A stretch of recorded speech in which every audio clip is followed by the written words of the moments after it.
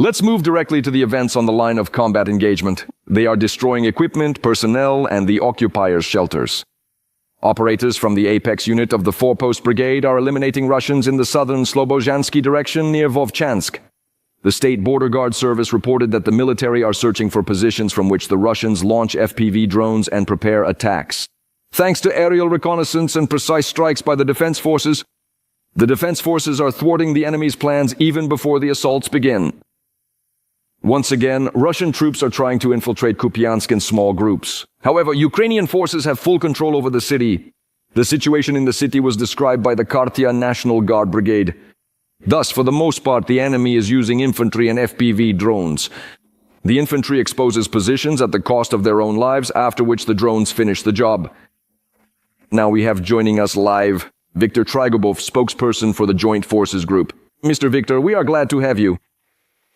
Greetings to you.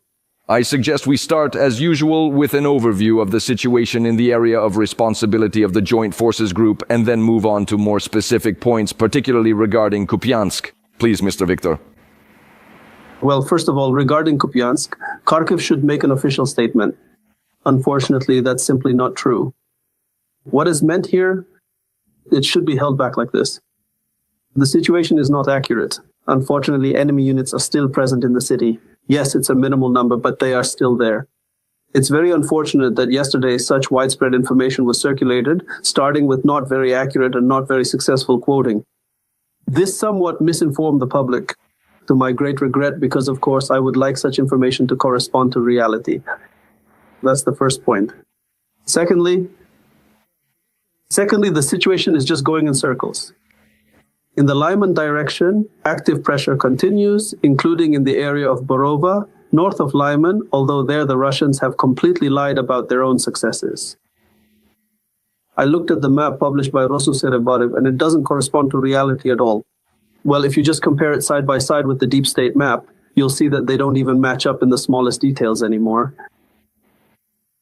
Next, if we look directly at Kupiansk, the situation continues. The pressure from the Russians on the eastern bank is active, and attempts at infiltration to the north of the city continue. Yes, right now they are ineffective. Yes, they are not reaching the city at the moment, but unfortunately a few remnants remain. There are still some left in the city itself, just like some individuals who still managed to sneak in there by infiltrating through a pipe about a month ago. The total number is up to 24, maybe several dozen people, but unfortunately call signs are also being recorded in the city itself. Yesterday, 7 unique call signs were recorded. It's important to understand that one unique call sign most likely represents several people. Not everyone fights, and not everyone comes out of the window. Further, if we look at it, the situation is quite positive. There is quite a positive dynamic in the Velikovolutsk direction, where the Russians have been practically pushed to the border, where they have lost 2 settlements. Over the past month, you in fact lost Odradne, and we reported on this. And let's say the Velikovolutsk direction has returned to the state it was in about a year ago before the Russians were able to establish a certain zone of control there. Now that zone of control has essentially disappeared. There is active pressure in the Vovchansk direction. Again, in all directions. The Russians are still trying to break through and gain a foothold in the Vovchansk hamlets. And there is continued pressure in the Sumy region, but there, let's say, the momentum, the buildup of Russian energy has already been lost. They are no longer advancing, but are simply trying to consolidate their positions in the border zone where they are currently located. Mr. Viktor, we have 2.5 minutes left. During your commentary, our viewers had the opportunity to see what we previously saw on the public channel. The Joint Forces grouping were talking about the destruction of enemy equipment, motor vehicles, about how the defense forces are breaking the enemy's logistical chains of the enemy. In just a few short minutes, you can gain a comprehensive understanding of exactly at what stage the complex Russian logistics are currently functioning, as well as determining whether their operational schemes and strategic approaches differ significantly, for example, in the specific areas of the Vovchansk sector or the Velikoborlutsk sector, where the international border is situated very close by. And accordingly, for example, if you take the Kupiansk segment or the Lyman segment, Well, actually, it's a bit easier closer to the border there because things are better there. Usually there's better air defense coverage, but still. Right now, Russian logistics are in principle vulnerable to strikes by Ukrainian medium-range UAVs, even on the territory of the Russian Federation itself. From time to time, these systems deliver quite effective strikes and quite effectively disrupt Russian logistical capabilities. So let's say it this way, they can no longer afford to relax. Nowhere, anywhere, a range of 100 to 150 kilometers is already a zone of fairly consistent strikes. But we have time, so let me clarify, Mr. Victor. So how do they try to compensate if, say, the motorcyclist didn't make it or the truck didn't arrive? What happens next? What is their course of action? Actually, they don't. A new motorcyclist, a new truck, that's just how it is in this scenario. It's simply an attempt to restore the accounted mess. Well, that's basically, there are no other options that can be protected here, logistical routes. Of course, they're still pulling the same networks. That's not in question, but we're talking about great depth, a large area. You can't just cover everything with nets there, and a net, while useful, is still not 100% reliable. Okay, maybe it'll protect once, but the second time it won't. So that's how it is. Friends, I hope you paid close attention to the effectiveness of the Defense Forces' work in the southern Slobozhansky direction. Mr. Victor, as always, we are very grateful to you for your explanations and information. Viktor Trigubov, spokesperson for the Joint Forces Group, was with us. Well, now it's time for the news. Then I welcome my colleague Marina to the studio. Good morning. Is it really a good one? What's new in this edition? Kostya, the young men who were the first to rush to rescue people from under the rubble in Zaporizhzhia, visited those they saved in the hospital. And our journalists were witnesses to this meeting. Let's take a look in this edition.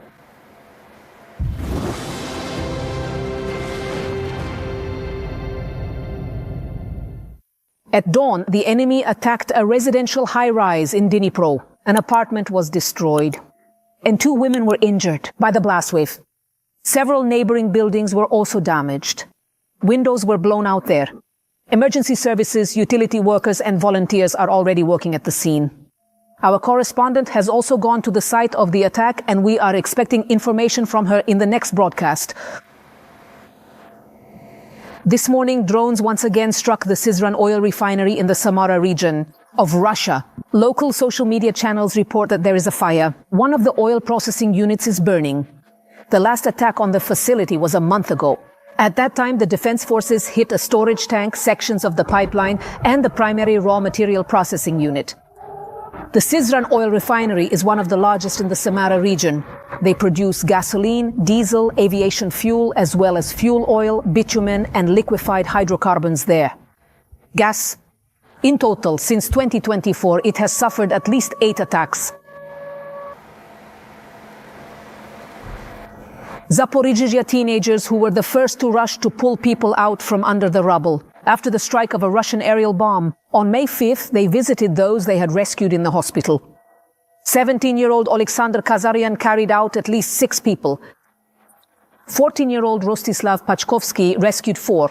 One of the rescued, an auto repair shop employee who suffered severe injuries and concussions but survived, had been eagerly waiting for the chance to personally thank the boys. Our journalists witnessed this meeting.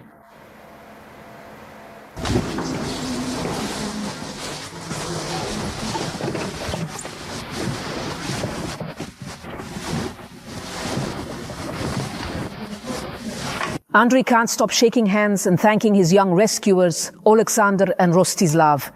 This is their first meeting since that terrible strike. On May 5th, the Russians carried out 4 strikes on Zaporizhzhia with guided aerial bombs. 12 people were killed, dozens were injured. Auto repair shops, a car wash, a cafe, and a store were destroyed. Everything around was on fire. Before the rescuers arrived, ordinary people rushed to pull victims from under the rubble. Among them were 17-year-old Alexander Kazaryan and 14-year-old Rostislav Pachkovsky. There is a specific situation. I'm free. The teenagers rescued people alongside the adults. They pulled people out from under the rubble, applied tourniquets, and carried the wounded to ambulances. All right, police, come on. Everyone, let's go. Let's get moving now. It was real hell, Andrei recalls. He says there were a lot of people at the scene then. He was sitting at his desk when the shells started hitting one after another. He says they didn't have time to make it to the shelter. We were running down the corridor. We didn't even make it to the stairs. One explosion was right next to the office. Some people fell, some didn't. The second one hit us, and after that, everything was like a blur. Andriy suffered severe leg injuries due to the concussion, and now he has serious hearing problems.